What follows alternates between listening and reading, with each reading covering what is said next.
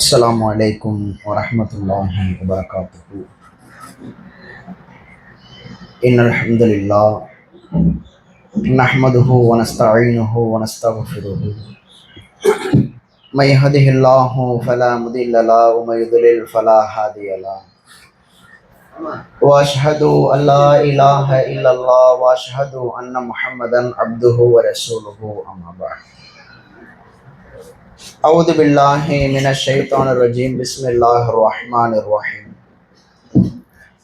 يا أيها الناس اتقوا ربكم الذي خلقكم من نفس واحدة وخلق منها زوجها وبث منهما رجالا كثيرا ونساء واتقوا الله الذي تساءلون به والأرحام إن الله كان عليكم رقيبا. يا أيها الذين آمنوا اتقوا الله وقولوا قولا سديدا يصلح لكم أعمالكم ويغفر لكم ذنوبكم ومن يطع الله ورسوله فقد فاز فوزا عظيما. يا أيها الذين آمنوا اتقوا الله حق تقاته ولا تموتن إلا وأنتم مسلمون. கண்ணியத்திற்குரிய எல்லாம் அல்ல ஏக இறைவனின் அடியார்களே, அல்லாஹுவினுடைய மகத்தான கிருபையினால் தமிழ்நாடு தௌஹீத் ஜமாத் பிஆர் பட்டினம் கிளையின் சார்பாக தற்பொழுது பெண்களுக்கான பயான் நிகழ்ச்சி நடைபெற்று கொண்டிருக்கிறது. இந்த அழகிய நேரத்திலே ஈமானின் சுவை என்ற தலைப்பின் கீழ் சில செய்திகளை அறிந்து கொள்ள நாம் எல்லாம் கடமைப்பட்டிருக்கிறோம். அன்பிற்குரிய சகோதர சகோதரிகளே, தாய்மார்களே, அல்லாஹு ரபுல் ஆலமீன் இந்த உலகத்திலே எத்தனையோ பல கோடான கோடி படைப்புகளை இறைவன் படைத்திருக்கிறான். அதிலே மேன்மைப்படுத்தப்பட்ட ஒரு படைப்பாக மனித இனத்தை இறைவன் தேர்வு செய்து இருக்கிற பொழுது, அப்படிப்பட்ட மனிதர்களாக நம்மை இந்த உலகத்திற்கு கொண்டு வந்து இந்த உலகத்திலே வாழுகிற பொழுது ஒவ்வொரு மனிதர்களுமே அவர்களினுடைய வாழ்க்கையினை சீரான அடிப்படையில் சரியான பாதையை நோக்கி செயல்படுத்த வேண்டும் என்பதற்காக வேண்டி அல்லாஹு ரபுல் ஆலமீன் தன்னுடைய உண்மை மார்க்கத்தின் மூலமாக பல்வேறு கட்ட அறிவுரைகளையும் பல கட்டளைகளையும் பல கட்டுப்பாடுகளையும் இறைவன் ஒட்டுமொத்த மனிதர்களுக்குமே குறிப்பிட்டு காட்டுகிறார். இந்த உலகத்திலே ஒரு மனிதர் எந்த மார்க்கத்தை பின்பற்றுவோராக இருந்தாலும், அவர் எப்படியான ஒரு சித்தாந்தத்தை சார்ந்தவராக இருந்தாலும், அவர் இந்த உலகத்திலே வாழக்கூடிய இந்த நேரத்தில் அவரினுடைய ஒவ்வொரு செயல்பாடுகளும் எப்படி அமைந்திருக்க வேண்டும், அது சரியான அடிப்படையில் இறைவன் வகுத்து தந்த அடிப்படையில் அமைந்து விட்டது என்று சொன்னால், அவர் நாளை மறுமையிலே வெற்றி பெற்றவராக, நாளை மறுமையிலே சுவனத்திற்கு செல்லக்கூடிய ஒருவராக ஆவார். அல்லது அவருடைய வாழ்க்கையில் அவருக்கு தோன்றியதை, அவருடைய மனம் பிடித்த கொள்கையினை, அவருக்கு தோதுவான சித்தாந்தங்களை ஒரு மனிதர் இந்த உலகத்திலே கடைபிடிக்கிறார் என்று சொன்னால், அதற்குண்டான எதிர்வினையை என்ன செய்வார்? நிச்சயமாக அவர் நாளை மறுமையிலே நரகம் என்ற படுகொலையின் மூலமாக அவர் அறியக்கூடிய ஒரு நிலைக்கு தள்ளப்பட்டு விடுவார். ஏனென்று சொன்னால், இறைவன் திருமறை குரானிலே குறிப்பிட்டு காட்டுகிற பொழுது, இன்ன தீன இந்தல்லாஹில் இஸ்லாம், அல்லாஹ்விடத்திலே ஒரு மார்க்கம் இருக்கும் என்று சொன்னால் அது இந்த இஸ்லாமிய மார்க்கமாக மட்டும்தான் இருக்கிறது. அப்ப இறைவனால் அல்லாஹுவால் ஒரு மார்க்கம் ஏற்றுக்கொள்ளப்படக்கூடிய நிலையில் இருக்கிறது என்று சொன்னால், அது இந்த உலகத்திலே ஒரு முஸ்லிமாக இந்த உலகில் வாழுகிற பொழுது நாம் கடைபிடிக்கிறோமா இல்லையா? இந்த இஸ்லாமிய மார்க்கத்தை மட்டும்தான் அல்லாஹ் என்ன செய்கிறான்? அங்கீகரிக்கக்கூடிய ஒரு நிலையில் இருக்கிறான். அந்த இஸ்லாத்தின் அடிப்படையில் யாரெல்லாம் இந்த உலகிலே செயல்படுகிறார்களோ அவர்களுக்குண்டான சிறப்பையும் கண்ணியத்தையும் நன்மைகளையும் அல்லாஹ் என்ன செய்கிறான், நாளை மறுமையிலே தருவதற்கு இறைவன் தயாராக இருக்கிற பொழுது, அப்பேற்பட்ட இஸ்லாத்துல நாமெல்லாம் என்ன செய்கிறோம், இன்றைக்கு அல்லாஹ்வுடைய கிருபையால எத்தனையோ மக்களுக்கு கிடைக்காத ஒரு பாக்கியத்தை இறைவன் ஒரு பெரிய அருட்கொடையாக நமக்கு இறைவன் வழங்கியிருக்கிறான் என்று சொன்னால், இந்த இஸ்லாத்தை நாம் என்ன செய்ய வேண்டும், சரியான அடிப்படையில் பின்பற்றக்கூடிய மக்களாக இருக்க வேண்டும். இப்ப இஸ்லாம் பல்வேறு கட்ட அறிவுரைகளை குறிப்பிட்டு காட்டுகிறது. ஒரு மனிதருடைய தனி மனித ஒழுக்கங்கள் எப்படி இருக்க வேண்டும், இவை எல்லாத்தையுமே சொல்லி காட்டுகிறது. ஒரு மனிதருடைய ஆடை ஒழுங்குமுறைகள் எப்படி இருக்க வேண்டும், இதை இஸ்லாமிய மார்க்கம் வகுத்து தருகிறது. ஒரு கணவன் மனைவிக்குண்டான அந்த இணக்கம், அந்த உறவு எப்படி இருக்க வேண்டும், இதை இஸ்லாம் குறிப்பிட்டு காட்டுகிறது. ஒரு பேரண்டா, ஒரு பெற்றோர்கள் தன்னுடைய பிள்ளைகளை எப்படி வார்த்தெடுக்க வேண்டும், அவர்களை எதன் அடிப்படையில் வழிநடத்த வேண்டும், இதை இஸ்லாமிய மார்க்கம் என்ன செய்கிறது, குறிப்பிட்டு காட்டுகிறது. இப்படி ஒவ்வொரு நிகழ்வா சொல்லலாம். நம்மலாம் ஒரு சில விஷயங்களை சாதாரணமா நினைப்போம், இதுல கூடவா சில கட்டுப்பாடுகளை போடுது, இதை கூட இப்படியெல்லாம் செய்ய சொல்லி மார்க்கம் சொல்லுகிறதா, அப்படியெல்லாம் நம்மை பிரமிப்பூட்டப்படுத்துகின்ற அளவிற்கு என்ன செய்கிறது இஸ்லாமிய மார்க்கம் என்பது அவ்வளவு விஷயங்களை கற்றுக் கொடுக்கிறது. அது கற்றுக் கொடுப்பதற்கான காரணம் என்ன, ஒரு மனிதனை சிரமப்படுத்தணும், அது அல்லாஹ்வுடைய நோக்கம் கிடையாது. அவன் எப்படி கடைபிடிக்கிறான், அவனை எப்படியாவது கஷ்டப்படுத்தணும், அவன் இதன் மூலமா வெறுத்து ஓடணும், அப்படியே அல்லாஹ் சொல்லித்தரான். அவனுடைய வாழ்க்கை என்பது நேர்மையாக இருக்க வேண்டும், அவனுடைய வாழ்க்கை என்பது முழுக்க முழுக்க நன்மைக்காக அமைந்திருக்க வேண்டும் என்று சொல்லி இந்த நோக்கத்தில் இஸ்லாம் என்ன செய்கிறது, பல்வேறு கட்ட விஷயங்களை சொல்லுகிறது. ஒரு வியாபாரம் செய்யறது இருக்கிறா இல்லையா, அந்த வியாபாரத்துல என்ன மாதிரி நீ விற்பனை செய்ய வேண்டும், எப்படியெல்லாம் நீ வியாபாரம் செய்யக்கூடாது, அப்ப இப்படி என்ன செய்கிற இஸ்லாமிய மார்க்கம் ஒவ்வொரு விதமாக பல்வேறு விதமான சட்டங்களை, வணக்க வழிபாடு முறைகள் என்று சொல்லி எண்ணற்ற பல காரியங்களை என்ன செய்கிறது, மனிதனுடைய வாழ்க்கையில அந்த மனிதன் என்பவன் தவறை நோக்கி சாய்ந்து விடக்கூடாது, அசத்தியத்தை நோக்கி பயணித்து விடக்கூடாது, அவனுடைய மறுமை வாழ்க்கை என்பது பாழாக்கப்பட்டு விடக்கூடாது, அவனுடைய வாழ்க்கை இம்மையிலேயும் மறுமையிலேயும் அழகுற அமைய வேண்டும் என்பதற்கு இஸ்லாம் என்ன செய்கிறது, இப்படியான சில சட்டதிட்டங்களை பல வரம்புகளோடு பல கட்டுப்பாடுகளோடு, அந்த கட்டுப்பாடுகள் சில கட்டத்துல நமக்கு என்னவாக இருக்கலாம், கடைபிடிப்பதற்கு சிரமமாக இருக்கலாம். ஆனா மறுமையை ஒப்பிட்டு பார்க்கணும், மறுமையை யோசிச்சு பார்க்கணும், அல்லாஹ் கொடுக்கக்கூடிய சுவனத்தினுடைய இன்பத்தை நினைத்து பார்க்க வேண்டும். அப்படியெல்லாம் நாம் சிந்தித்து வாழ்ந்தோம் என்று சொன்னால் இந்த உலகத்திலே நாம் ஒவ்வொரு காரியத்தையும் ஒவ்வொரு செயல்பாடுகளையும் நடைமுறைப்படுத்துகிற பொழுது பெரிய ஒரு சிரமமாக என்ன செய்யாது, நம்முடைய வாழ்க்கையில ஒரு காலத்திலையுமே அமையாது.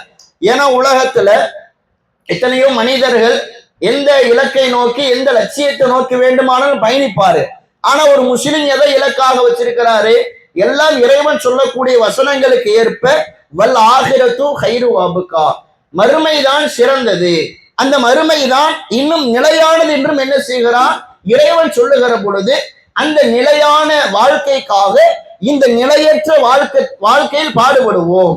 இறைவன் கொடுத்திருக்கக்கூடிய இந்த குறிப்பிட்ட வருடங்களை, இந்த குறிப்பிட்ட ஆண்டுகளை சரியான அடிப்படைகளை பயன்படுத்தி இஸ்லாத்தின் பிரகாரம் என்ன செய்வோம், நம்முடைய செயல்முறைகளை நாம் அழகிய முறையிலே வகுத்துக் கொள்வோம், அமைத்துக் கொள்வோம் என்று சொல்லி நாம் என்ன செய்கிறோம், அப்படி நாம செயல்படுகிற பொழுது அல்லாஹ்விடத்தில் என்ன செய்ய முடியும், நாம் நிச்சயமாக சொர்க்கத்தை பெற்றுவிட முடியும். அப்ப இப்படி பல செயல்பாடுகளை பல கட்டளைகளை சொல்லுகிறது என்று சொன்னால் பாவத்தை நோக்கி சாய்ந்து விடாமல் இருக்க வேண்டும், அவனுக்கு நாளைக்கு மறுமையிலே சொர்க்கம் கிடைக்க வேண்டும் என்று இஸ்லாம் சொல்லுகிறது. அந்த வகையில பார்க்கிற பொழுது இன்றைக்கு பெரும்பாலான முஸ்லிம்கள் என்ன செய்கிறார்கள், இலகுவான முறையில ரொம்ப அதிபயங்கரமாக என்ன செய்யறாங்க, பாவத்தை நோக்கி தவறுகளை நோக்கி அவனுடைய சிந்தனைகள் அனைத்தும் என்ன செய்கிறது, செயல்பாடுகளின் மூலமாக மாற்றி பாதை செல்லக்கூடிய நிலைகளை பார்க்கும். அவ்வளவு விதமான பாவங்களை, இஸ்லாத்திற்கு மாற்றமான, இஸ்லாத்திற்கு புறம்பான, இஸ்லாம் எதையெல்லாம் எதிர்க்கிறதோ, இஸ்லாம் எப்படியெல்லாம் இதை எச்சரிக்கைக்குரிய ஒரு செய்தியாக, இதை ஒரு தண்டனைக்குரிய ஒரு செய்தியாக குறிப்பிட்டு காட்டுகிற பொழுது அவைகளையெல்லாம் என்ன செய்கிறார்கள், ஒரு முஸ்லிம் என்ற ஒரு மார்க்கத்துல இருந்து கொண்டு தன்னை ஒரு உண்மையான முஸ்லிமாக முகத்தை அல்லாஹ்விற்கு பணியாமல் இன்றைக்கு என்ன செய்கிறார்கள்? பல்வேறு கட்ட தவறுகளிலே அவனுடைய சிந்தனைகள் போகிறது என்று சொன்னால் அவனிடத்துல இருக்கக்கூடிய அதற்கு முக்கியமான காரணம் என்னவென்று சொன்னால் ஈமான் என்ற இறை நம்பிக்கையில் இருக்கக்கூடிய குறைபாடுகள். இதான் என்னவாகுது? அவன் இந்த மனிதனை ஒவ்வொரு விதத்திலேயும் தவறை நோக்கி, பாவத்தை நோக்கி, அல்லாஹ்வுடைய சட்டத்துல மாறு செய்வதை நோக்கி, அல்லாஹ் போட்ட வரம்புகளை இலகுவான முறையில தாண்டி கடந்து அந்த ஒரு பெரும் பாவையாக இருக்கக்கூடிய ஒரு நிலைக்கு என்ன செய்கிறான்? ஈமான் இல்லாத ஒன்றின் காரணமாக ஒரு முஃமினான ஆணோ ஒரு முஃமினான பெண்ணோ என்ன செய்கிறாள்? தள்ளக்கூடிய ஒரு சூழலுக்கு உள்ளாக்கப்படுகிறாள். ஈமானை பத்தி நம்ம எல்லாருமே தெரியும். ஈமான்னா என்னன்னு கேட்டா இறை நம்பிக்கைன்னு சொல்லிடும். அந்த ஈமான் எத்தனை வகைப்படும் கேட்டா எல்லாரும் சொல்லிடும். இஸ்லாம்னா 5 தூண்கள் மென் நிறுவப்பட்டுள்ளது. கலிமா, தொழுக, நோன்பு, ஜக்காத்து, ஹஜ்ஜி, இவை எல்லாமே தெரியும். அதே மாதிரி ஈமான்னா எத்தனை விஷயங்களை நம்பணும்? அல்லாஹ்வை நம்பணும், தூதர்களை நம்பணும், மலக்குமார்களை நம்ப வேண்டும், வேதங்களை நம்ப வேண்டும், மறுமை நாளை நம்ப வேண்டும். விதி, நன்மை தீமை இந்த உலகத்திலே நமக்கு இன்ப துன்பம் எது ஏற்பட்டாலுமே அது அல்லாஹ்வால் எழுதப்பட்ட விதியின் பிரகாரம் என்ன செய்கிறது? நடைபெறுகிறது. இந்த 6 விஷயங்களை என்ன செய்யணும்?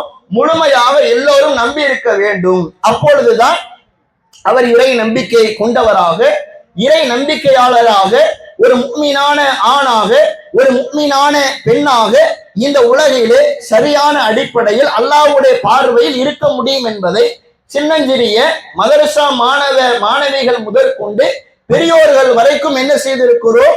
பெரும்பாலும் அறிந்து வைத்திருக்கிறோம். இதுல யாரையுமே நம்பாம இருக்கக்கூடாது. மலக்குமார்கள் ஒரு இனம் இருக்கிறாங்க. வேதங்கள் என்பது இந்த உலகத்துல யாரெல்லாம் நபியாக அனுப்பப்பட்டார்களோ அத்தனை நபிமார்களுக்குமே வேதங்கள் கொடுக்கப்பட்டது. ஆனா என்னென்ன வேதம் தெரியாது. குறிப்பிட்ட சில 4 வேதங்கள் சொல்லப்பட்டிருக்கிறது. ஆனா அதை தாண்டி எத்தனையோ நபிமார்கள் உலகத்துக்கு அனுப்பப்பட்டாங்க. அந்த எண்ணிக்கை நமக்கு தெரியுமா? தெரியாது. ஆனா அத்தனை ஆயிரம் நபிமார்கள் இந்த உலகத்திற்கு வந்தாலும் அத்தனை நபிமார்களுக்குமே என்ன செய்யப்பட்டது? அந்த மக்களை வழிநடத்துவதற்காக, அந்த மக்களை சத்தியத்தை நோக்கி அழைப்பதற்காக ஒரு வேத புத்தகம் என்ன செய்யப்பட்டது? கொடுக்கப்பட்டது. அப்ப நம்ம என்ன செய்யணும்? வேதங்களை நம்ப வேண்டும். இப்படி எல்லா விஷயத்தையும் என்ன செய்கிறது? ஈமான் என்ற அந்த பர்டிகுலரான ஒரு காரியத்துக்குள்ளே இஸ்லாமிய மார்க்கம், அல்லாஹ்வுடைய தூதர் என்ன செய்யறாங்க? கொண்டு வரக்கூடிய ஒரு நிலைகளை பார்க்கிறோம். அப்ப இதுல எல்லாருமே என்ன செஞ்சிருப்போம்? ஓரளவிற்கு சரியான அடிப்படையில நம்பி இருக்கும். மறுமை நாளை இந்த முஸ்லிமாவது மறுப்பானா? மறுமைன்னு ஒரு வாழ்க்கை இருக்குப்பா, அதுக்கு நீ என்ன சேர்த்து வச்சிருன்னு கேட்டா அவருடைய வாழ்க்கையில் நாம போய் தொழுவணும், நோன்பு வைக்கணும், ஜக்காத்து கொடுக்கணும், நன்மையெல்லாம் செய்யணும், ஏன்னா மறுமையில அல்லாஹ் விசாரிப்பான் எல்லாரையுமே சொல்லுவோம். ஆனா இந்த மனிதரும் இந்த முஸ்லிம் என்ன செய்ய மாட்டாரு? முஸ்லிமா இருக்கிறவரு மறுமை நாள்ல ஒண்ணு கிடையாது அப்படின்னு சொல்லி மறுக்கவே மாட்டார். இந்த விஷயத்துல எல்லாரும் என்ன செய்வாங்க? சரியான அடிப்படையில நாம முறையாக நம்பி என்ன செய்கிறோம்? நாம் வாழுகிறோம் என்று சொன்னால் அப்ப நம்முடைய வாழ்க்கை எப்படி அமைந்திருக்க வேண்டும்? நம்முடைய செயல்பாட்டிலே அந்த ஈமான் என்ற நம்பிக்கையின் மூலமாக அந்த செயல்பாடுகளை என்ன செய்ய வேண்டும்? அதை அழகிய முறையில அழகுறப்படுத்தக்கூடிய முஸ்லிம்களாக என்ன செய்யணும்? ஒரு உண்மையான ஈமான்தாரிகளாக மாறக்கூடிய நிலையில இருக்கும். ஏன்னா அல்லாஹ் ரபுல் ஆலமீன் மறுமையில நாம தொழுத தொழுகைக்கு, வைத்த நோன்பிற்கு, கொடுத்த ஜக்காத்திற்கு, இவை அனைத்திற்குமே அல்லாஹ் நன்மையை கொடுக்கிறான்னு சொன்னா அந்த நன்மைக்கு முன்னாடி அல்லாஹ் இறை நம்பிக்கையை தான் பார்ப்பான். ஈமான் சரியா இல்லைன்னு வைங்களேன், செய்த அமல்கள் அனைத்துமே பாலா போய்விடும். செய்த அமல்களுக்கு உண்டான நன்மைகளை என்ன செய்ய முடியாது? அல்லாஹ்விடத்துல ஒரு காலத்தை எதிர்பார்க்க முடியாது. என்னதான் 5 வேளை தொழுதாலும், என்னதான் ரமலானுடைய மாதத்துல நோன்பு வைத்தாலும், அல்லாஹ்வை நம்பக்கூடிய காரியத்துல குறை வச்சுட்டோம் அப்படின்னு சொன்னோம்னா, ஏன்னா அது ஈமான் என்ற விஷயத்துல நம்பிக்கை கொள்ளக்கூடிய காரியத்துல முக்கியமான ஒண்ணா இருக்குது. இப்ப அதுல ஏதோ ஒரு வகையில சின்னதாக நாம குறை வைத்து விட்டால் கூட என்னவாகிவிடும்? நாம செய்த அமல்கள் அனைத்துமே அல்லாஹ்வால மறுக்கப்படக்கூடிய ஒரு சூழலுக்கு வந்துடும். இன்னும் அல்லாஹ் ரப்பல் ஆலமீன் ஒவ்வொரு செய்திகளையும் சொல்லுகிற பொழுது, ஒவ்வொரு சிறப்புகளையும் சொல்லுகிற பொழுது இறை நம்பிக்கை கொண்ட அப்படிங்கிற வார்த்தையில என்ன செய்வோம்? அல்லாஹ் பல்வேறு கட்ட இடங்கள்ல பயன்படுத்துவோம். அல்லாஹ் ஒரு அறிவுரையை சொல்ல வரும்போது, யா அய்யுஹல்லதீன ஆமனூ, ஈமான் கொண்டவர்களே, இப்படி அல்லாஹ் என்ன செய்யறான், அழைக்கிறான். இன்னும் யாரெல்லாம் அல்லாஹுவை நம்பி யார் அமல் செய்கிறார்களோ அவர்களுக்கு சொர்க்கம் இருக்கிறது, அதற்கு கீழே நிரந்தரமாக ஆறுகள் ஓடுகிறது, அதிலே அவர்கள் இருப்பார்கள். அல்லாஹ் இந்த சிறப்பை சொல்றதுக்கு முன்னாடி என்ன பயன்படுத்தினா, யார் அமல் செய்யறாங்களோ அவங்களுக்கு இந்த நன்மைங்கிறத சொல்லல, ஆமனங்கிற வார்த்தையை அல்லாஹ் பயன்படுத்துறான். இறை நம்பிக்கை கொண்டு அவனுடைய உள்ளத்துல ஈமான் இருந்து யார் நல்ல அமல்களை செய்கிறார்களோ அவர்களுக்கு இப்படியான பாக்கியம் இருக்கிறது, அவர்களுக்கு இந்த மாதிரியான சொர்க்கம் இருக்கிறது, அவர்களுக்கு இப்படியான ஒரு மகிழ்ச்சி இருக்கிறது என்று சொல்லி இறைவன் என்ன செய்கிறார், ஒரு சிறப்பை முஸ்லிம்களுக்கு அறிமுகப்படுத்தும் பொழுது கூட தன் வார்த்தையில் அல்லாஹ் என்ன செய்கிறான், ஈமான் என்ற வார்த்தையை அல்லாஹ் பதிவு செய்கிறான் என்று சொன்னால், அப்ப ஒரு முஸ்லிமுடைய வாழ்க்கையில் இந்த ஈமான் இறை நம்பிக்கை என்பது மிக முக்கியமான ஒன்றாக கருதப்படுகிறது. இப்ப இன்னைக்கு அதுலதான் என்ன பண்றாங்க, முஸ்லிம்களாக இருக்கக்கூடியவங்க அறிந்தோ அறியாமலோ தன்னுடைய செயல்பாட்டினுடைய இந்த ஈமான் விஷயத்துல சில மைனஸா இருக்கக்கூடிய சூழலை பார்க்கும். அதுலதான் அல்லாஹ்வுடைய தூதர் ஒரு செய்தியில குறிப்பிட்டு காட்டுறாங்க, ஒருவருடைய வாழ்க்கையில இந்த 3 காரியம் அவருக்கு சரியா அமைஞ்சிருச்சு, சரியா அவருடைய வாழ்க்கையோடு பொருந்தி போய் விட்டது என்று சொன்னால் அவர் ஈமானுடைய சுவையை, அந்த ஈமானுடைய டேஸ்ட் அவர் என்ன செய்தாரு, உணர்ந்து விட்டார். அது அவர் ஈமானுடைய சுவையை உணர்ந்தவருடைய பட்டியல என்ன செய்தாரு, அவர் வந்து விட்டார் என்று சொல்லி அல்லாஹ்வுடைய தூதர் ஒரு 3 காரியத்தை குறிப்பிட்டு காட்டுறாங்க. அது அல்லாஹ்வுடைய தூதர் முதல்ல சொல்றாங்க, மன் கானல்லாஹு வ ரசூலஹு அஹப்ப இலைஹி மிம்மா சிவாஹுமா.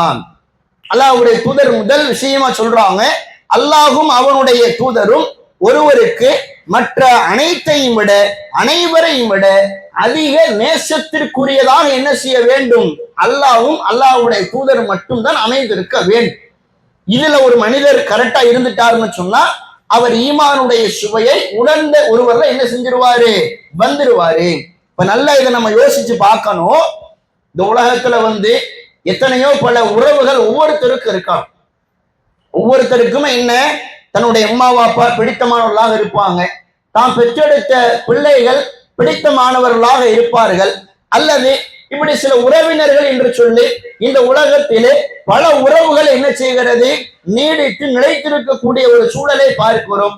பாசத்தினுடைய வெளிப்பாடாக, நேசத்தினுடைய பண்பாடாக நாம் என்ன செய்கிறோம், அவர்களோடு இணைந்து வாழக்கூடிய நிலைகளை எல்லாம் பார்க்கிறோமா இல்லையா? அப்ப இந்த உலகத்தினுடைய நேசத்துல நம்ம என்ன செய்யறோம், உலக மக்களுக்கு மத்தியில, சொந்தக்காரர்களுக்கு மத்தியில அந்த பாசத்தையும் நேசத்தையும் காட்டுவதில் எல்லா வகையிலும் என்ன செய்வோம், நம்ம நேரத்தை ஒதுக்குவோம். எங்கேயாச்சும் கடைக்கு போக சொல்றாங்களா, போய்கிட்டு வருவோம். அல்லது வீட்டுல ஒரு சந்தோஷமான நிகழ்வு நடக்குதா, அதுக்கு நம்ம உபசரிக்கணுமா, அதுல நாம கண்ணும் கருத்துமா பெர்ஃபெக்டா இருக்கிறோம். ஏதாவது வேலைன்னு வந்துட்டா ஓடோடு என்ன செய்வோம், பைக் எடுத்துட்டு காய்கறி வாங்கணும், கறியை வாங்கணும், அதை வாங்கணும், இதை வாங்கணும், இதெல்லாம் என்ன செய்வோம், நம்ம ஓடோடி போகக்கூடிய சூழல் எல்லாமே இருக்கு. அதே மாதிரி ஒரு துக்க நேரம் வந்து விட்டதா, அந்த துக்க நேரத்துல மூத்து வீட்டுல அவங்களுக்கு என்னென்ன செய்ய வேண்டும், பெரியம்மா மூத்தா போயிட்டாங்க, பெரியாப்பா மூத்தா போயிட்டாங்க, உமா மூத்தா போயிட்டாங்க, வந்திருக்கக்கூடிய மக்கள் நம்ம என்ன செய்யணும், அந்த நேரத்துல எப்படி எல்லாம் அவங்க நடைமுறைப்படுத்த வேண்டும், எப்படி எல்லாம் அவங்களை அந்த நேரத்துல கவனிச்சுக்கணும். இப்படி எல்லா விஷயத்துல என்ன செய்யறோம், ஒவ்வொரு காரியத்தை எடுத்துக்கொண்டாலுமே ஒரு உறவினர் என்ற அடிப்படையில, ஒரு தாய் தந்தைக்கு பிள்ளை என்ற அடிப்படையில, ஒரு பிள்ளைக்கு ஒரு பேரண்ட் என்ற அடிப்படையில, ஒரு சொந்தக்காரர் என்ற அடிப்படையில என்ன செய்யறோம், நம்ம அந்த நேசம் இருக்கின்ற ஒன்றின் காரணமாக அவ்வளவு ஈடுபாடுகளோடு அவர்களுக்காக வேண்டி பணிகள் செய்யக்கூடிய அந்த நிலைகள் இருக்கிறது. சாதாரணம், இது உலகத்தினுடைய இருக்கக்கூடிய அந்த நிலைகள், அந்த பாசத்துக்காக வேண்டி.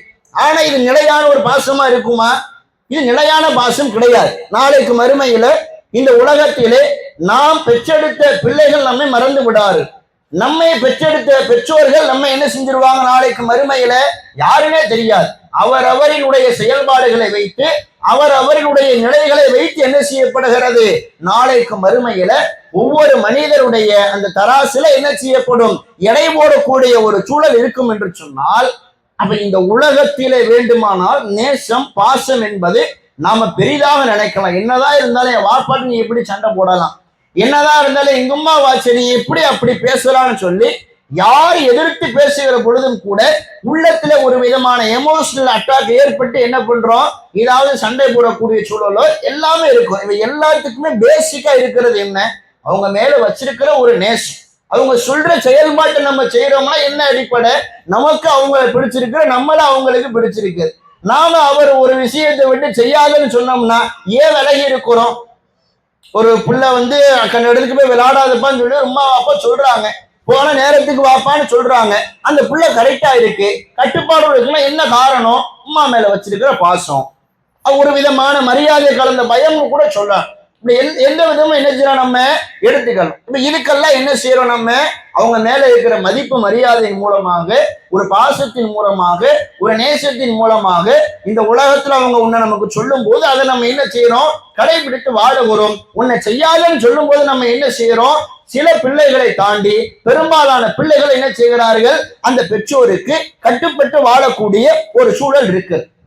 அப்ப இதுல மார்க்கம் என்ன சொல்லுதுன்னா, அவங்க உன்னை 10 மாசம் சுமந்து பெற்றெடுத்தாக தான், உன்னை 20 வயசு வரைக்கும், 23 வயசு வரைக்கும், 25 வயசுக்கு நீ திருமணம் முடிக்கிற வயது வரைக்குமே உனக்காக வாப்பா வேர்வை சிந்தி ரத்தத்தை என்ன பண்ணாரு, அவர் சிந்தி சம்பாதிச்சு கொடுத்தார், உன்னை பராமரிச்சார், உனக்கு பைக் வாங்கி கொடுத்தாரு, உனக்கு 3 வேளை சாப்பாடு போட்டார், உனக்கு அழகிய ஸ்டைலான ட்ரெஸ் எல்லாம் வாங்கி கொடுத்தார். இப்படி எதுவா இருக்கட்டும்பா, இந்த உலகத்துல யாரா இருந்தாலும் சரி, அப்படியான உறவுகளை விட, அப்படியான பெற்றோர்களை விட, அனைவர்களை விடவும் யார் ரொம்ப நேசத்திற்குரிய ஒரு ஆளாக இருக்கணும், என்னை படைத்த அல்லாஹ்வை நான் முதலாக நேசிக்கிறேன்.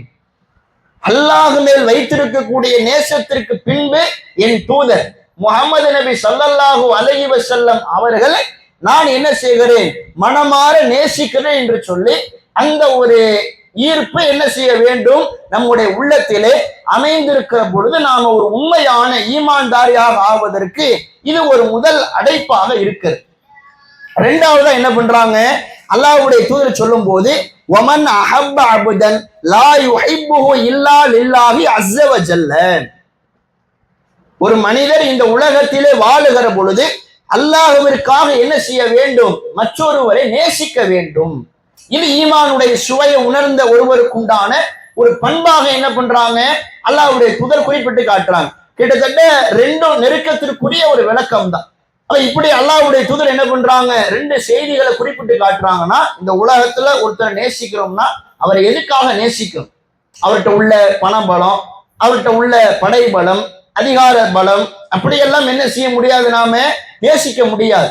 கொள்கைக்காக, இஸ்லாத்துக்காக அவர் அல்லாஹ்வுடைய மார்க்கத்தில பயணிக்கிறார், அவர் அல்லாஹ் சொன்ன அடிப்படையில் இந்த உலகத்திலே செயல்படுகிறார், அதனால் எனக்கு அவரை பிடித்திருக்கிறது என்று சொல்லி நம்ம இப்படி என்ன செய்யணும், ஒருவர் மேல நட்பு பாராட்டக்கூடிய காரியத்துல, ஒருவர் மீதான அந்த அன்பு வைக்கக்கூடிய காரியத்துல படைத்த அல்லாஹ் இவரோடு பழகுவதன் மூலமாக, இவரோடு செயல்படுவதன் மூலமாக அல்லாஹ் எனக்கு என்ன செய்வான், கூலியை தருவான், நன்மைகளை தருவான். அந்த அல்லாஹ்வுக்காக என்ன செய்யறேன், இவரை நேசிக்கிறேன் என்று சொல்லி நாம் என்ன செய்ய வேண்டும், முன்வரக்கூடிய மக்களாக இருக்கோம்.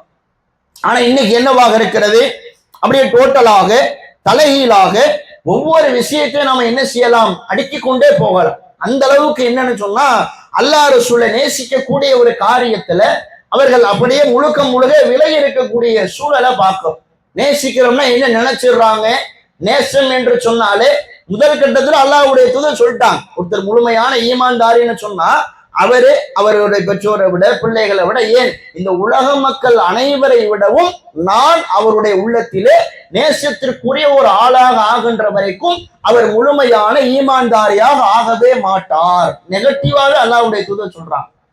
நான் ஃபர்ஸ்ட் அவருடைய உள்ளத்துல வர்ற வரைக்கும் அவர் ஈமான்தாரியே கிடையாது, நான் தான் முதல்ல அவருடைய உள்ளத்துல என்ன நேசத்திற்குரிய ஒரு ஆளாக இருக்க வேண்டும் என்று சொல்லி நபிகளால் குறிப்பிட்டு காட்டுறாங்க.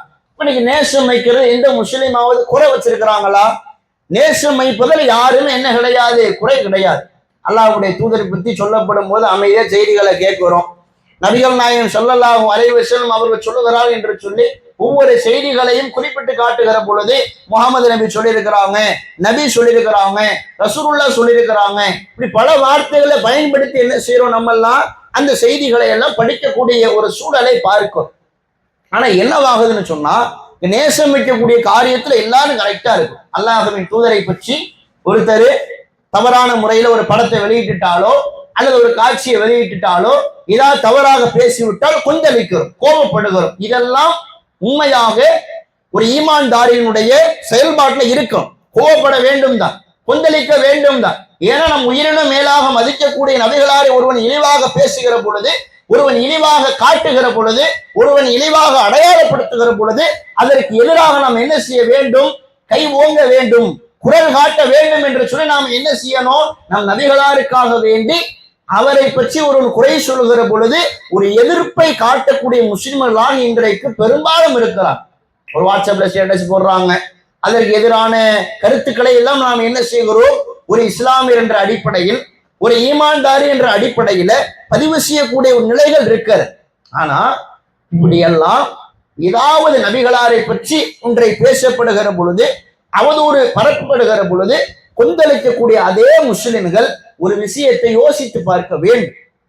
நேசம் என்று சொன்னால் வெறுமென அல்லாஹ்வின் தூதருக்கு எதிராக பேசிவிட்டால் அவர்களுக்காக வேண்டி நிற்பது, குரல் கொடுப்பது, அது மட்டும் உண்மையிலே நேசத்தினுடைய வெளிப்பாட்டினுடைய முழுமையான ஒரு குணமே கிடையாது.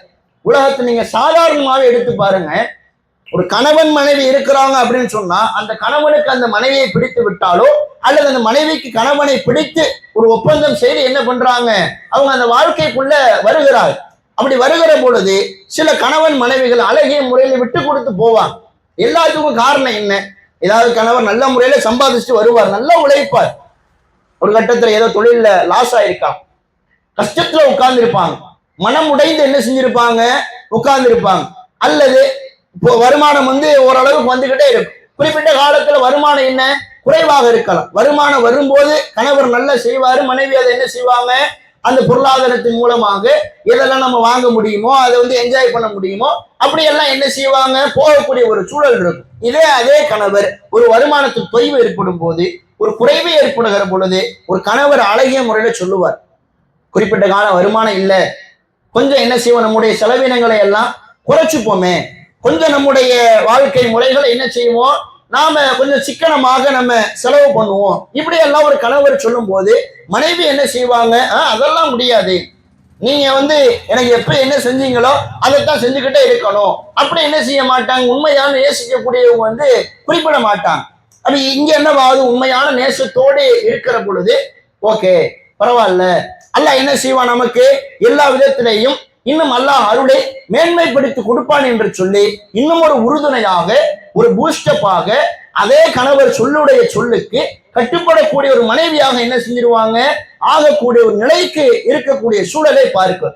இது மாதிரி உலகத்துல நமக்கு ஒருவரை பிடித்திருக்கிற பொழுது அவர் நமக்கு ஒன்றை சொல்லுகிறாரே ஆனால் அதை கேட்டு நாம என்ன செய்கிறோம்? நடைமுறைப்படுத்துகிறோமா இல்லையா? இதே நிலை என்பது மார்க்கத்தோடு ஒப்பிட்டு பார்க்க வேண்டும், அல்லாஹ் ரசூலோடு ஒப்பிட்டு பார்க்க வேண்டும். நீங்கள் நாம் உண்மையிலேயே அல்லாஹ் ரசூலை நேசிக்கிறோம், மதிக்கிறோம், விரும்புகிறோம் என்று சொன்னால் அந்த அல்லாஹும் அல்லாஹ்வுடைய தூதரும் மார்க்க அடிப்படையிலே என்ன சொன்னார்களோ அதன் அடிப்படையில் மட்டும் என்ன செய்ய வேண்டும்? செயல்படக்கூடிய மக்களாக இருக்க வேண்டும். இன்னைக்கு நம்ம அப்படி இருக்கிறோமா? அதான் ஈமான்ல குறைபாடு. உண்மையிலேயே அல்லாஹ் ரசூலுடைய சொல் செயல் அங்கீகாரத்துக்கு மாற்றமாக நாம செயல்படுகிற பொழுது நம்மகிட்ட ஈமான் சரியா இல்லை. உண்மையிலேயே அல்லாஹ்வை முழுசா நம்புனா அல்லாஹ் சொல்ற மாதிரி நடந்திருப்போம்ல. அந்த 6 விஷயத்தை தூதர்களை நம்புவதில் வருகிற பொழுது நம் தூதர் நபிகள் நாயகம் ஸல்லல்லாஹு அலைஹி வஸல்லம் அவர்களை நம்முடைய முன்மாதிரி, நம்முடைய வாழ்க்கைக்கு ரோல் மாடலாக அனுப்பப்பட்டிருக்கக்கூடிய முஹம்மது நபி அவர்கள் என்ன நமக்கு கட்டளை இட்டார்களோ அதை நாம செயல்படுத்தி இருப்போமா இல்லையா? அப்படி செயல்படுத்தினால்தானே ஒருவர் உண்மையான ஒரு முழுமையான ஈமான்தாரியாக ஆக முடியும். ஆனா இங்க அப்படி இருக்கிறதா? ஒவ்வொரு விஷயத்தையும் சொல்லிக்கொண்டே போகலாம். நம்முடைய வணக்க வழிபாடுகள்ல இருந்து, திருமண காரியத்துல இருந்து, மௌத்து வீடுகள்ல இருந்து, இப்படி பல்வேறு கட்ட நிகழ்வுகளை என்ன செய்யலாம்? நம்ம அடுக்கிக் கொண்டே போகலாம். இன்னைக்கு அவ்வளவு அனாச்சாரங்கள் நடக்கிறதா இல்லையா? அவ்வளவு மார்க்கத்திற்கு மாற்றமான, அல்லாஹ்வுக்கும் அல்லாஹ்வின் தூதருடைய சொல்லுக்கும் எதிரான பல காரியங்கள் எல்லாம் இன்றைக்கு நடைமுறைப்படுத்தப்படுகிறதா இல்லையா? இது உண்மையிலேயே நேசத்தினுடைய வெளிப்பாடாக இருக்குமா? சும்மா பொம்மைக்கு நம்ம நேசிருக்கிறோம், அவ்வளவுதான். ரசூல்லா சொல்லிட்டாங்க, அவ்வளவுதான், நேசிச்சாச்சு.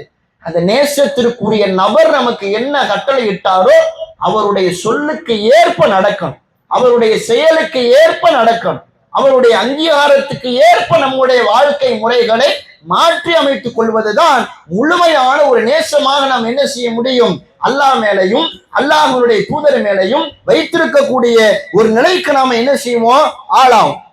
ஆனா இன்னைக்கு என்னவாகுது, அதாவது திருமண நிகழ்வுகள்ல நபிகளாருக்கு மாற்றமாக நடக்கிற பொழுது அங்கே போய் நம்முடைய பங்களிப்பை நாம செய்கிறோமா இல்லை, அதில் கலந்து கொள்வதாக இருக்கட்டும், அங்கே போய் விருந்து உண்ணுவதாக இருக்கட்டும், அங்கேயே கிடப்பதாக இருக்கட்டும், அல்லது திருமணத்துக்காக வேண்டி உழைப்பதாக இருக்கட்டும், இப்படி எல்லா காரியத்தையும் என்ன செய்யலாம், எடுத்துக்கிட்டே போலாம். அந்த கூட்டம், அந்த மனிதன் தவறு செய்கிறான், அவன் மார்க்கத்திலே புதுமையை நுழைக்கிறான், மார்க்கத்திலே அனாச்சாரங்களை கொண்டு வருகிறான், அந்த அனாச்சாரங்கள் அல்லாஹ் ரசூலுக்கு எதிரான ஒரு நிகழ்வாக இருக்கிறது, அல்லாஹ் ரசூலினுடைய கட்டளைகளை என்ன செய்கிறான், முழுமையாக புறக்கணித்து வாழுகிறான். அது உண்மையிலேயே நான் அல்லாஹையும் அல்லாஹ்வுடைய தூதரையும் நேசித்து வாழுகிற பொழுது நான் எப்படி அது போன்ற சபைகளில் கலந்து கொள்ளலாம், பங்கேற்கலாம், அதிலே போய் உழைக்கலாம் என்று சொல்லி எந்த முஸ்லிமாவது யோசித்து பார்த்திருக்கிறோமா? இஸ்லாம் ஒன்னொன்னே கத்துக் கொடுக்கிறதா இல்லையா? நீ கல்யாணம் முடிக்கணும், இப்படித்தான் பண்ணி கல்யாணம் முடிக்கணும். ஒருத்தர் மூத்தாயிட்டாருன்னா அந்த மூத்தை இப்படித்தான் பண்ணி கையாள வேண்டும். ஒரு வணக்க வழிபாடு, ஒரு தொழுகை முறையா, அதை நீ இப்படித்தான் செய்ய வேண்டும். ஒரு நோன்பினுடைய அந்த இறை வணக்கத்தை நடைமுறைப்படுத்துகிறாயா, அதற்கென்று இந்த வழிகாட்டுதல் இருக்கிறது.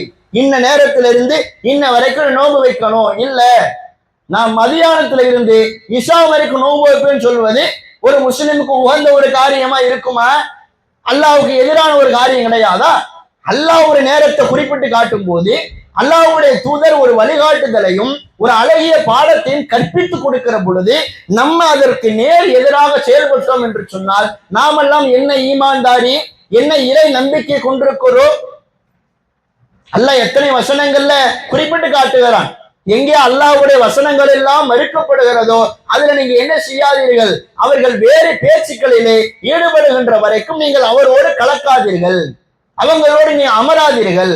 ஒருவேளை நீங்கள் அவர்களோடு அமர்ந்து இருந்தீர்கள், அந்த சபையில இருந்தீர்கள் என்று சொன்னால் என்னதான் அவர்கள் அல்லாஹ்வுடைய வசனத்தை மறுக்கக்கூடிய ஒரு நிகழ்வை ஏற்படுத்தினாலும் நீங்கள் அதற்காக ஒத்துழைப்பு கொடுத்ததினால், நீங்கள் அதிலே கலந்து கொண்டதினால், நீங்கள் அதிலே பங்கேற்றதினால் நீங்களும் அவர்களும் சமம் என்று சொல்லி அல்லாஹ் என்ன செய்கிறான், திருமறை குர்ஆனிலே பாடம் நடத்துகிறானே.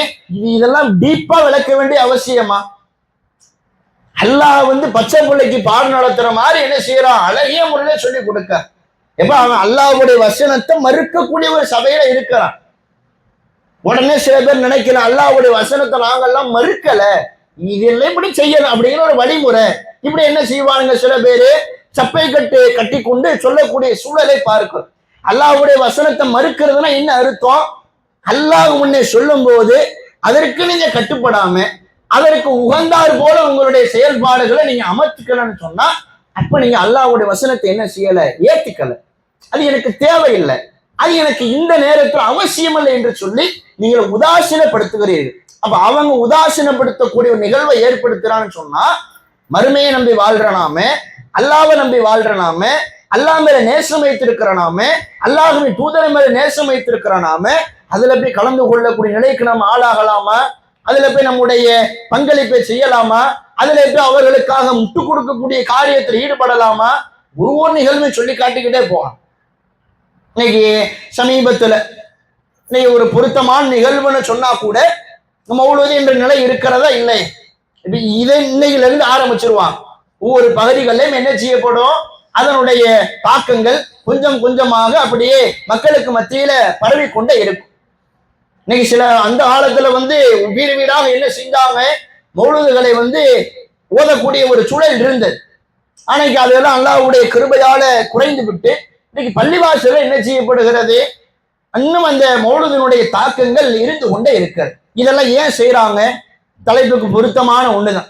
ஒன்னே ஒண்ணு சொல்லுவாங்க, அல்லாஹ்வின் தூதரை நாங்கள் நேசிக்கிறோம், அல்லாஹ்வின் தூதர் அவர்களை நாங்கள் மதிக்கிறோம், அல்லாஹ்வின் தூதர் அவர்களை விரும்புகிறோம், நபிகளாரை புகழ வேண்டுமா இல்லையா என்று சொல்லி இதுல என்ன செய்யறாங்க, அப்படியே முழுக்க முழுக்க நேசிக்கிறோம் என்ற போர்வையில இருந்து கொண்டு தவறான நேசத்தை என்ன செய்கிறார்கள்? அல்லாஹ் ரசூலுக்கு எதிராக இருக்கக்கூடிய காரியத்தை தான் இன்றைக்கு இந்த மக்கள் செய்து கொண்டிருக்கக்கூடிய ஒரு சூழலை பார்க்கும். நபிகளாரை புகழக்கூடிய காரியத்தை ரசூல்லா வழிகாட்டி கொடுத்துட்டாங்க. என்ன நீங்க என்ன செய்யுங்க, அல்லாஹ்வுடைய அடியார்னு சொல்லுங்க. இதை என்ன முகம்மது நான் இறை தூதர்னு சொல்லுங்க, அல்லாஹ்வுடைய அடியார்னு சொல்லுங்க. அல்லது என்னை நீங்க எனக்காக துவா செய்யக்கூடிய விஷயத்துல செலவாத்தை குறிப்பிட்டு சொல்றாங்க. அதை நம்ம ஒவ்வொரு துவாக்கள்ல நாம செய்யலாம். அத்தஹியாத்துல ஓதி கொண்டிருக்கக்கூடிய நிலைகள் இருக்கிறது. வாரந்தோறும் வெள்ளிக்கிழமை வருகிற பொழுது ரசூல்லா மேல ஒரு முறை செலவாத்து சொன்னோம் என்று சொன்னால் இறைவன் 10 முறை அருள் புரிவதாக என்ன பண்றாங்க? நபிகள் நாயகமே குறிப்பிட்டு காட்டுறாங்க. இந்த அளவுக்கு இவ்வளவு விதமான செய்தி அல்லாஹ்வுடைய தூதர் சொல்லும் போது நாங்கள் புகழுகிறோம் என்று சொல்லி, நேசத்தை காட்டுகிறோம் என்று சொல்லி, ஒரு ஃபேக்கான ஒரு நேசமாக என்ன செய்யறாங்க? இன்னைக்கு அப்படியே மார்க்கத்திற்கு எதிராக அதே இறை தூதரை பாரதூரமாக எது நரகத்திலே நம்மை எல்லாம் கொண்டு சேர்க்குமோ அப்பேற்பட்ட இணை வைப்பு காரியத்தினுடைய பட்டியலுக்குள்ளார வரக்கூடிய அளவிற்கு இந்த மௌலீது என்ற அடிப்படையில் என்ன செய்யறாங்க? இன்னைக்கு அல்லாஹ்வினுடைய அந்த ஒரு பண்புக்கு நிகராக அல்லாஹ்வுக்கு என்னென்ன தனிப்பட்ட ஆற்றல்கள் இருக்குமோ அதற்கு ஈடாக அல்லாஹுவால படைக்கப்பட்ட, அல்லாஹுவால நியமனம் செய்யப்பட்ட இறை தூதர் முஹம்மது நபி ஸல்லல்லாஹு அலைஹி வஸல்லம் அவர்களை கொண்டு போய் சேர்க்கிறார்கள் என்று சொன்னால் இது எந்த அளவுக்கு அநியாயத்திற்குரிய ஒரு காரியம். அல்லாஹ்விற்கு துரோகம் இழைக்கக்கூடிய காரியம் கிடையாதா? அல்லாஹ்வை நேசிக்கிறோம், தூதரை நேசிக்கிறோம்னு சொல்லிட்டு அல்லாஹ்வுக்கு எதிராகவே நீங்க போய் என்ன செய்யறோம்? நம்ம அல்லாஹ்வுக்கு நிகர இவரை இருக்கிறான்னு கொண்டு போய் வச்சோம்னா அது என்ன ஈமான்ல ஒரு உண்மையான பண்பா இருக்கும்? நபிகள் நாயகம் இப்படி எல்லாம் குறிப்பிட்டு காட்டும் போது எப்படி ஈசா நபியை அந்த கிறிஸ்தவர்கள் வரம்பு கடந்து புகழ்ந்தார்களோ, கடவுளுடைய நிலைக்கு கொண்டு போய் சேர்த்துட்டாங்களோ, அது மாதிரி என்ன செஞ்சிடாதீங்கப்பா, நீ என்னையெல்லாம் கொண்டு போய் சேர்த்துறாதீங்க. இப்படி என்ன செய்யறாங்க? நபிகள் நாயகம் எச்சரிக்கை பண்றாங்க. எந்த நபிமாருடைய அடக்கத்தலங்களோ வணக்கத்தலங்களாக மாற்றப்பட்டு விடக் கூடாது. யாரும் செய்யாத ஒரு எச்சரிக்கையை நம் அல்லாஹுவால் அனுப்பப்பட்டிருக்கக்கூடிய இறை தூதர்கள் என்ன செய்தார்கள்? பிரச்சாரம் செய்த ஒரு அழகிய பண்பை எல்லாம் பார்க்கும். இந்த அளவுக்கு நபிகள் சொல்லும் போது இந்த செய்தி நமக்கெல்லாம் தெரியாதா? இந்த செய்திகளை நாம எல்லாம் அறிந்து வைத்திருக்கவில்லையா? விளங்கி வைத்திருக்க இல்லையா? அதுல போய் நாம ஈடுபடுகிறோம், அதுல போய் கலந்து கொள்ளுகிறோமே. இன்னும் சில மக்கள் முன்னோர்கள் மூதாதையர் என்று சொல்லி அந்த காரியங்களை எல்லாம் முழுக்க முழுக்க கடைபிடிக்கக்கூடிய நிலைக்கு ஆளாகிறோமே. இதுவெல்லாம் எவ்வளவு ஒரு மோசத்திற்குரிய ஒரு காரியம். இதெல்லாம் கிடையாது. உண்மையான நேசம்னா இதெல்லாம் கிடையவே கிடையாது. எந்த காரியமா இருந்தாலும் சரி, உலகத்தில் நாம செயல்படுகிற பொழுது அல்லாஹ் ரசூலுக்காக மட்டும் என்ன செய்ய வேண்டும்? நம்முடைய காரியங்களை அமைத்துக் கொள்ள வேண்டும். அந்த அல்லாஹ் ரசூல் என்ன சொன்னார்களோ அதன் அடிப்படையில் நம்முடைய வாழ்க்கை முறைகளை அமைத்துக் கொள்ள வேண்டும். ஏன்னா அல்லாஹ் திருமறை குர்ஆன்ல ஒற்றை வசனத்திலே குறிப்பிட்டு காட்டுகிறான், வமா கானலி முஃமின வலா முஃமினத்தி இதா கதல்லாஹு வ ரசூலுஹு அம்ரன். அல்லாஹும் அல்லாஹ்வுடைய தூதரும் ஒரு காரியத்தை முடிவு செய்து விட்டார் என்று சொன்னால் அப்பேற்பட்ட காரியத்துல ஐயகூனு லஹுமுல் ஹியரத்து மின் அம்ரிஹிம். எந்த ஒரு நம்பிக்கை கொண்ட ஆணுக்கும் சரி, முஃமினான பெண்ணுக்கும் சரி, அந்த காரியத்திலே சுய விருப்பம் கொள்வது என்பது கிடையவே கிடையாது. ஒமை யஸில்லாஹு வ ரசூலஹு ஃபகத் தல்ல தலால முபீனா. அல்லாஹ்வுக்கும் அல்லாஹ்வுடைய தூதருக்கும் யாரெல்லாம் மாறு செய்கிறார்களோ அவர் தெளிவாக வழிகட்டு விட்டார் என்று சொல்லி இறைவன் திருமறை குர்ஆனில் குறிப்பிட்டு காட்டுகிறார். மௌலூத் என்பது முழுக்க முழுக்க மார்க்கத்துக்கு எதிரானது. அல்லாஹ்வினுடைய ஆற்றலை ஒரு சாதாரண ஒரு மனிதனுக்கு கொண்டு போய் சேர்க்கக்கூடிய ஒரு மிகப்பெரிய ஒரு பாவ செயல். அது மாதிரி காரியத்துல என்ன செய்யக்கூடாது? நாம எந்த முஸ்லிம்களுமே ஈடுபட்டு விடக்கூடாது. அது உண்மையான ஈமான்தாரிகள் அளவே கிடையாது. அதே மாதிரி இஸ்லாத்தின் அடிப்படையில ஒரு காரியத்தை செய்கிறோம் என்று சொன்னால் அந்த காரியத்துல அல்லாஹ் ரசூல் ஒன்றை முடிவெடுத்து வைத்திருக்கிறார்களா இல்லையா? அந்த முடிவுக்கு உட்பட்டுத்தான் நம்முடைய செயல்பாடுகளை அந்த கேட்டுக்குள்ள கொண்டு வந்துடும். இல்லை எனக்கு இது தோணுது, எனக்கு இதை செஞ்சுதான் ஆகணும், அப்பத்தான் எல்லாருக்கும் பிடிக்கும், அப்பத்தான் யார் என்ன திட்ட மாட்டாங்க, அப்பத்தான் யார் என் குடும்பத்தை பத்தி விமர்சனம் செய்ய மாட்டாங்கன்னு சொல்லி சில பல காரியத்தை இன்னைக்கு வெளிப்படையா இன்னைக்கு மக்கள் சொல்றாங்களா? இல்லை, அவன் இப்படி பேசிடுவான், இப்படி பேசிடுவான், ஏன் பிரச்சனை, இப்படி எல்லாம் என்ன செய்யறோம்? உதறி தள்ளக்கூடிய நிலைகளை எல்லாம் பார்க்கிறோம். ஏன் வம்பு வளர்த்துக்கிட்டு ஏன் பிரச்சனை ஏற்படுத்தி கொண்டு எல்லாரும் செய்யற மாதிரி செஞ்சுட்டு போய் விடுவோம் என்று சொல்லி எது வழக்கமாக இருக்கிறதோ அதை நம்ம கண்டினியூவாக தொடர்ச்சியாக ரன் பண்ணுவோம் என்று சொல்லி என்ன செய்யறோம்? அதை போகக்கூடிய சூழல். வரதட்சணை திருமணமா இருக்கட்டும், அனாச்சாரங்கள் நிறைந்த ஒரு சபையாக இருக்கட்டும், இவை அனைத்திற்குமே ஒரு குர்ஆன் வசனம், ஒரு ஹதீஸை காட்ட முடியுமா? அல்லாஹ் இப்படி சொல்லி இருக்கிறான், நபிகள் நான் இப்படி சொல்லி இருக்கிறாங்க, நான் நேசிக்கிறேன் விரும்புகிறேன் சொல்றீங்களப்பா, அல்லாஹ்வுடைய தூதரை புகழுகிறோம் என்று சொல்லி குறிப்பிட்ட காலம் ஓதுவதற்குரிய மக்கள் இருக்கிறார்களா இல்லையா? அப்பேற்பட்ட மக்களிடத்தில் ஒரே ஒரு கேள்வி, இன்றைக்கு முழுக்க முழுக்க அனாச்சாரங்கள் நிறைந்த ஒரு சபை நடத்தப்படுகிற பொழுது அந்த சபையிலே நடைமுறைப்படுத்தக்கூடிய ஒவ்வொரு நிகழ்விற்கும் குர்ஆன் ஹதீஸில் இருந்த ஆதாரத்தை நம்மால் காட்ட இயலுமா? முடியாது. யார் அதற்கு ஏற்ப செயல்படுகிறாரோ அவர்தான் உண்மையிலேயே அல்லாஹ்வையும் அல்லாஹ்வுடைய தூதரை நேசித்த ஒருவராக இருப்பார். அது நட்பு ரீதியா இருக்கட்டும், எந்த மாதிரியான உறவுகளாக இருக்கட்டும், எப்படி அமைந்திருந்தாலுமே ஒவ்வொரு காரியத்திலும் மார்க்கத்தை நம்ம யோசிச்சு என்ன செய்யணும், முடிவெடுக்கக்கூடிய மக்களா இருக்கு. இன்னைக்கு அப்படி இருக்கிறாங்களா? திருமண நிகழ்வு ஏதாவது சாப்பாடு குறைஞ்சிடக்கூடாதுங்கிறதுக்காக வேண்டி அதை 2 கிலோ குறைச்சு போட்டா பிரச்சனையா, 10 கிலோ எக்ஸ்ட்ரா போட்டு வீணா போனா கூட பரவாயில்லன்னு என்ன செய்யறான், யோசிக்கிறானா இல்லை? குறைஞ்சு போயிடக்கூடாது, நம்மளை பத்தி என்ன செய்யக்கூடாது, யாரும் விமர்சனம் பண்ணிடக்கூடாது, ஒரு 5 கிலோ எக்ஸ்ட்ரா போடு, 10 கிலோ எக்ஸ்ட்ரா போடு, பார்த்துக்கலாம். வர்ற ஆளை திருப்திப்படுத்தணும், வர்ற ஆளை முழுமைப்படுத்தி அனுப்பணும். ஏனாவது அவர் பெரிய ஆளு, இவருக்கு சொந்தக்காரில் முக்கியமான ஒரு ஆளு, இவரை நம்ம கூப்பிடலன்னா பெரிய பிரச்சனை ஆயிரும். இப்படி எல்லாம் என்ன செய்யணும்? உலகத்துல மனிதன் எதை கண்டாலும் குறை சொல்லுவானா இல்லையா? அப்படி குறை சொல்லக்கூடிய மனிதனை நீங்க என்ன நினைச்சாலும் திருப்திப்படுத்தவே முடியும். ஏதோ ஒரு வகையில குறை சொல்லிட்டு போயிடும். நீங்க என்னதான் திருமணத்துல எவ்வளவு டேஸ்டான உணவை போட்டாலுமே அதுக்கு ஏதாவது ரீசன் வச்சிருப்போம், அதுக்கு ஏதாவது ஒரு காரணத்தை என்ன செஞ்சிருப்பாரு, முன் வச்சிருப்பார்.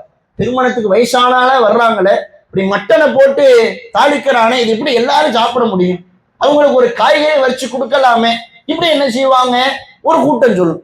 ஒவ்வொரு விதத்துல என்ன செய்வாங்க, ஒவ்வொரு ஆளும் குறை சொல்லக்கூடிய நிலையில நீங்க யாரை நேசிக்கிறீங்களோ, யாருடைய நேசத்தினுடைய வாயிலிருந்து அல்ஹம்துலில்லாஹ் திருப்தி, நல்ல சாப்பாடு போட்டான்ப்பா, சூப்பரா திருமணம் நடத்தினாப்பா, சூப்பரா அமைச்சு விட்டான், யாரும் எதிர்க்கல, யாருடைய பேச்சுக்கு என்ன செய்யலாம, எந்த ஒரு விதமான பிரச்சனைக்கும் போகாம அல்லாஹ் ரசூல் சொன்ன அடிப்படையில கூட அவனுடைய காரியங்கள்ல செயல்படுத்தி இருக்க மாட்டான். அல்லாஹ் ரசூலை பத்தி பேசவே மாட்டாங்க அந்த சபையில்.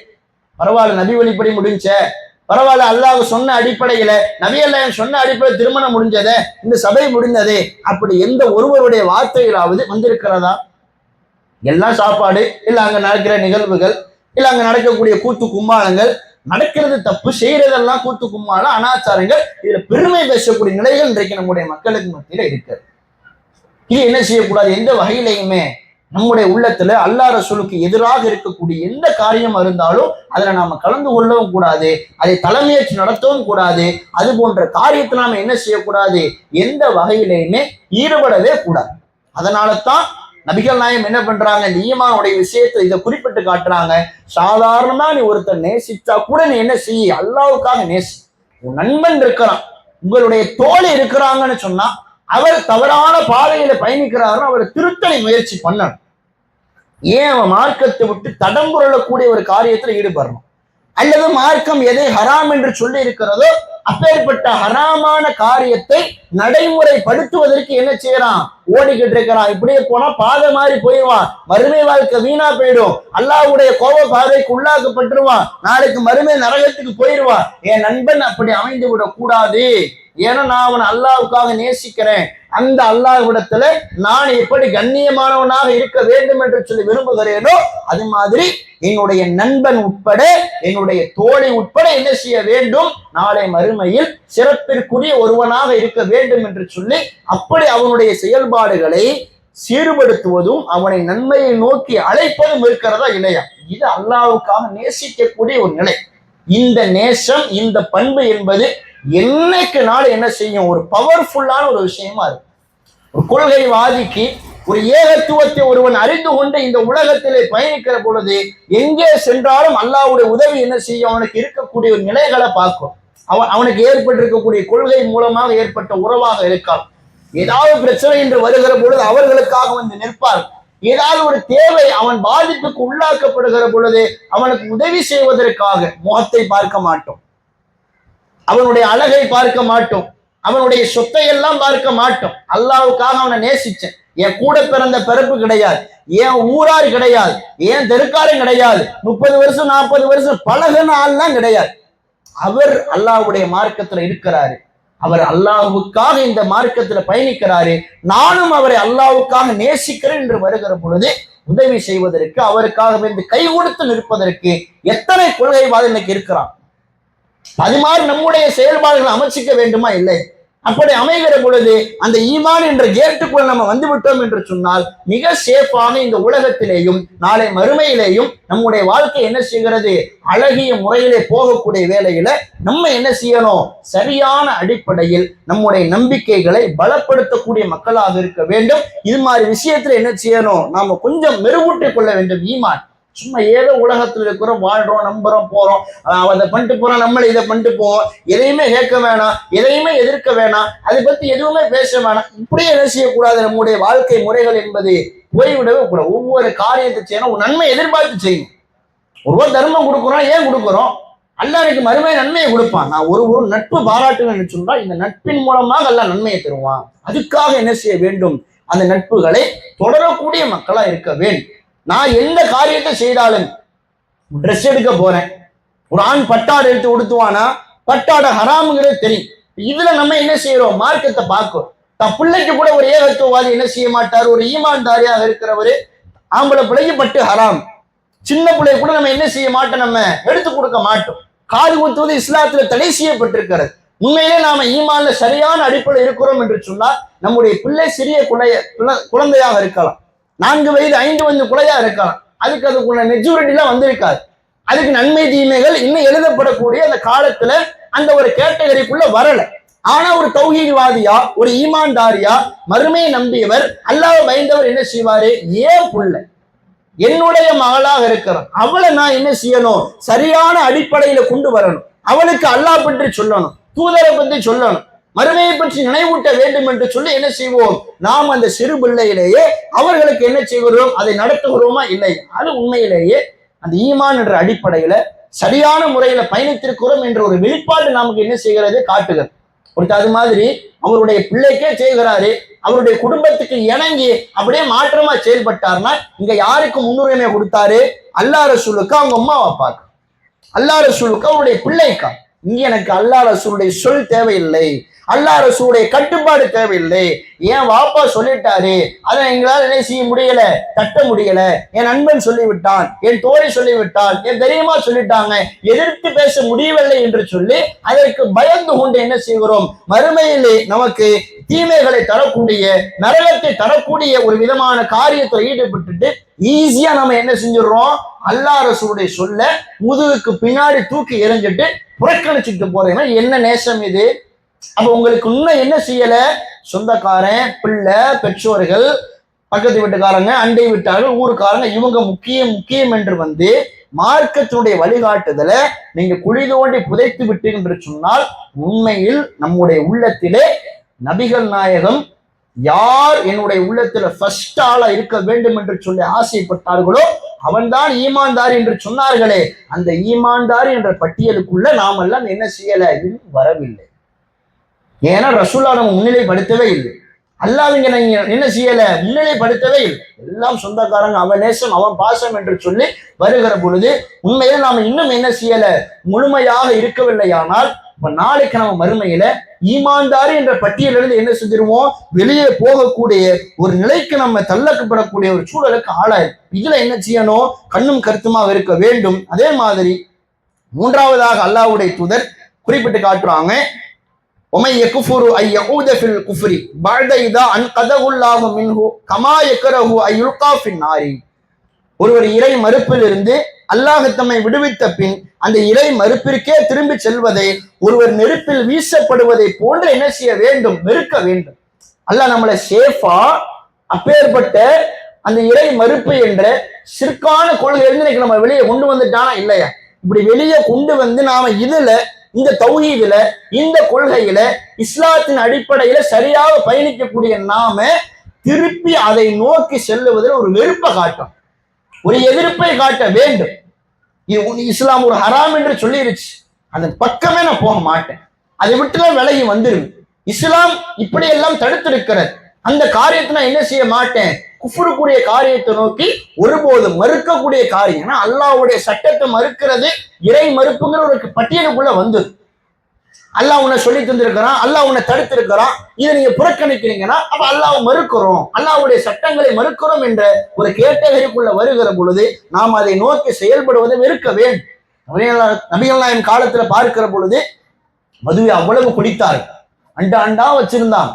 வச்சிருக்கக்கூடிய அந்த நேரத்துல அல்லாஹ்வின் புறத்திலிருந்து மது தடை செய்யப்பட்டு விட்டது என்று சொல்லி ஒரே ஒரு செய்தி அருளப்பட்ட உடனே நபிகள் நாயகம் அவர்கள் ஒரு தூதுவரின் மூலமாக மதீனா நகரத்தில் அறிவிப்பு செய்கிறார். செய்த உடனே என்ன செய்தார்கள், தான் எந்த காரியத்துல இருந்தார்களோ அந்த காரியத்தை அப்படியே வெறுத்தார். மதுவை அவ்வளவு குடிச்சாங்க. இன்னைக்கு பாட்டிலாக இருக்கிறது, அதை 100 ரூபாய் 200 ரூபாய் 1000 2000 30,000 40,000 கொடுத்து வாங்கி என்ன செய்யறான், குடிக்கிறான். ஆனா அன்னைக்கு இருந்தவர்கள் அண்டாவாக வீடுகளில் வைத்திருக்கிற பொழுது அப்படியெல்லாம் அமரக்கூடிய அந்த நேரத்துல, குடிக்கக்கூடிய நேரத்துல இறை வசனம் ஒன்று வந்தவுடன் இது தப்பு என்று சொல்லி இந்த முஸ்லிம்களை, இந்த நபி தோழர்களை இதுல இருந்து காப்பாற்ற வேண்டும், அவர்களை வெளிக்கொண்டு வர வேண்டும் என்று சொல்லி இறைவன் நாடு ஒரு சட்டத்தை அருளுகிறான், ஒரு சட்டத்தை இறக்குகிறான்.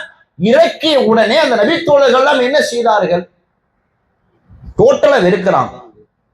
அதுல இருந்து முழுசா வெளியே வர்றாங்க.